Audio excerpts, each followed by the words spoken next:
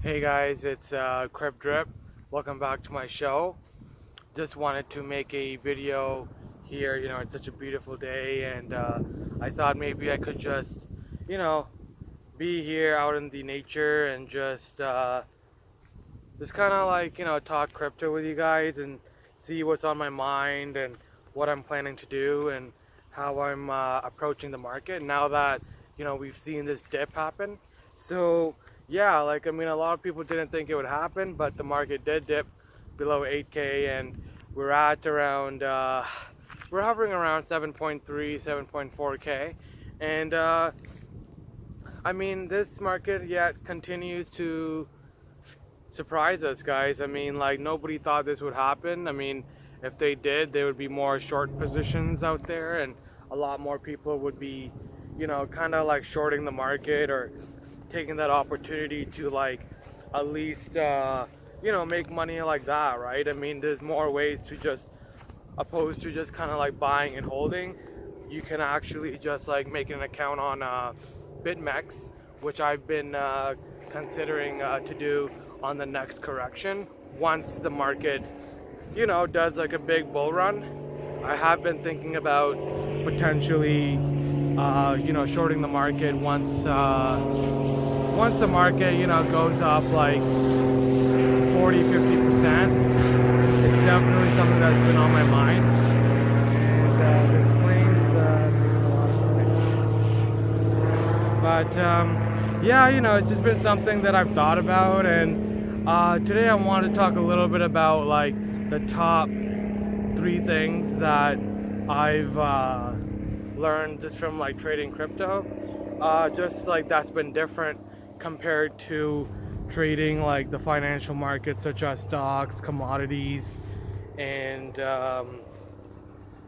yeah, stocks, commodities. What's the other one? Yeah, bonds. I have never really done a lot of bonds. I have done them. I have traded before, like German bonds before, and it was good. It's actually a good market to trade, but it's just that crypto. It's totally different. Like it's just its own thing, right? It's so hard to put a finger on it, and there's really like not that many people that are like, really reading the market so correctly and like being able to capitalize on these movements that are happening until like the market really goes full out blown bull run, which I don't think is gonna happen. I don't think it's gonna happen quite yet, but it's definitely gonna take some time. But I do think, historically, early spring has always been a really low time to buy. So I think right now, anytime right today or the next couple of days, I think would be a great opportunity to buy crypto.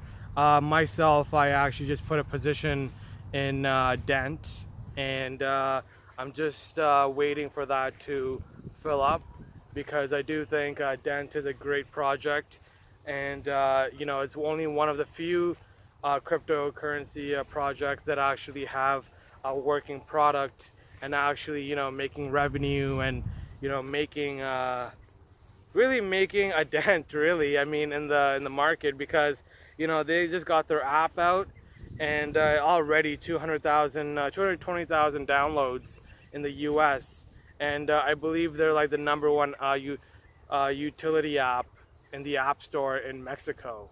So that's huge, guys. I feel like right now this kind of news like would be really bringing Dent's price up, but because Bitcoin is down and like everything is down, I don't think this news is gonna like affect it quite yet. And if it does, it won't really do that big move that we would all want, right? And it's okay. Maybe I think this app is gonna continue growing, and they're gonna keep getting more downloads.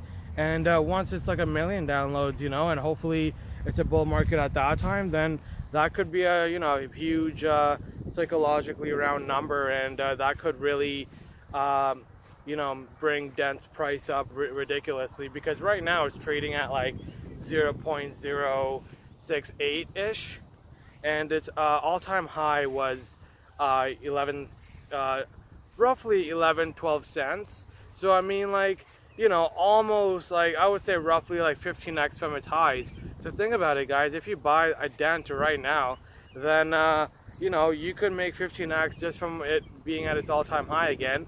And then obviously, you know, it's gonna break that, and you know, who knows how high it will go next time. I'm saying probably 50 cents minimum. I mean, like, dent, we saw Ripple go to $3 from, like, you know, that amount. So anything could happen, guys. We'll definitely see how it goes. But yeah, so I wanted to move forward and talk about the top 3 things that I think that are really that I think that really made me change my way of thinking about the crypto market, and like how what things you should consider. Holy fuck, this massive bee. There's some crazy insects here, sorry guys. And it's really scary. I'm not an insect guy at all. Yeah, so so the first thing I want to say is okay, so the biggest thing would be patience. You know, like, patience is massive.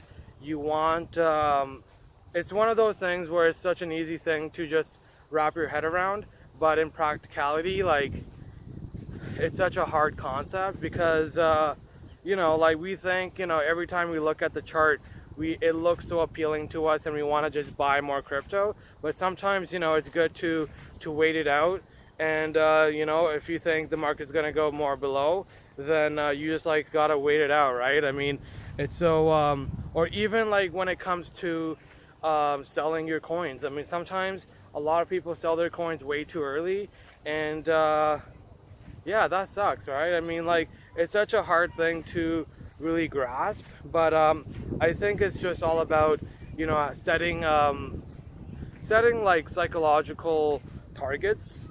You know, saying, okay, if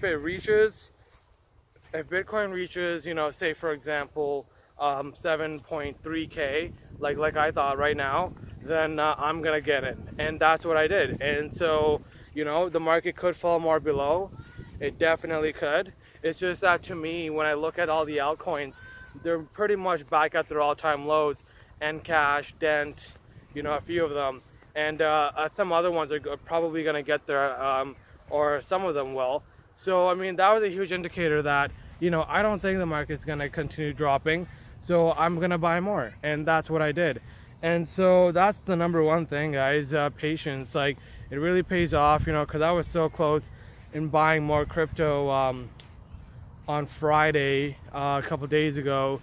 The market was around 7.8k at the time, but you know, I waited it out, and these small differences, they add up, guys. You know, when you have a coin that's like a penny and then it's like 2 pennies, well, you know, if it goes to, like, say 20 cents, well, that's difference between 10x and 20x, right? So I mean, just like the smallest, like, waiting time could, like, pay off massive returns. So sometimes you got to think about it in perspective. Waiting, you know, like, waiting and actually waiting it out and just seeing how the market reacts is actually, you're making money like that, because if it does go below, like, you're actually making money, you know. So yeah, I mean, that's kind of what I wanted to add for my first thing. Secondly, number two, guys, I want to say, you know, when you're considering a project and you're picking your projects, when you're investing in them, whether it's ICOs or a coin on CoinMarketCap, or, you know, a coin that just got onto an exchange or whatever it is, the way how you should value a coin is not always just, like, you know, the things that we all want, you know, like great team and, like, stuff like that. Sometimes you gotta use hype, you know, hype as a variable. Like, do you see people just, like, going crazy on it on, like, Reddit? Do you see people, like, going crazy for, like, on Bitcoin Talk, you know, all these other channels that are, like, community channels? Do you see that hype level there? And that can actually be, like, the biggest factor in your coin, right? Because I've seen so many coins, like, go up ridiculously. Like, for example, last time there was this one coin called Pack Coin, and even Dogecoin, right, or Dogecoin, whatever you guys want to call it, like that. These are just projects that are, like, literally based off of like the stupidest thing, right? And so, but the hype was there. You know, people thought, oh well, it's like a coin that's like, you know, less than tenth of a penny. What if it goes to like 10 cents or something? Oh, like, and then they buy it, right? And like it ends up doing that. Like it's ridiculous. And but I mean, what I want to say is, I'm not saying, you know, you should gamble your money into like these random coins, but what I am saying is that when you're investing in a coin, look into like how surprising is the project, you know, like for example, when you're, so everyone's using the blockchain technology to do cryptocurrency, right? Like that's where the cryptocurrency flows, like through the blockchain network, through the public ledger. And the thing is, that's going to stay the same for every company, for every project. But what is going to change is the application, right? So the application, that's what really separates every coin apart. That's really all it is. Because all of it, it's the exact same shit, but except the application is what makes it different. And it's important to know that, you know, now that the competition is coming in and all these coins are literally targeting the exact same space, the exact same niche, well, you want to make sure, you know, you're looking at coins that are wildly like that are like bringing in like crazy like vision and the into blockchain, and really using the blockchain for a really unique purpose. For example, you know, if you just look at the top like coins, like Ripple, for example, like using blockchain as a payment network, that's amazing, guys. I mean, that's really interesting. Like that's a really unique concept.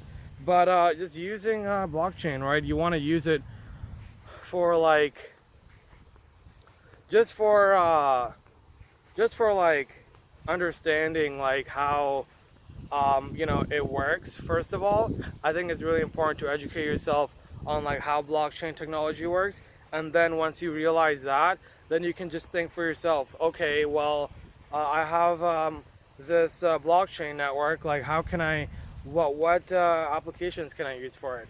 And you know what, like I know some people that are running their own ICOs. Like it's pretty crazy. So I mean, you never know, right? I mean, I don't think it never hurts to educate yourself on the matter and really delving in deep about it. I mean, it's not so much understanding cryptocurrencies per se, because cryptocurrencies, you know, they're all gonna work the same way on whatever platform it's being ran on. So, for example, if we just take the time to understand Ethereum's network, or you know, Bitcoin's network, or Cardano or Neo, these platforms, well, understanding that, you know, in itself can really just tell you exactly how they're gonna function their product, and you know, how it's gonna work out in the long run.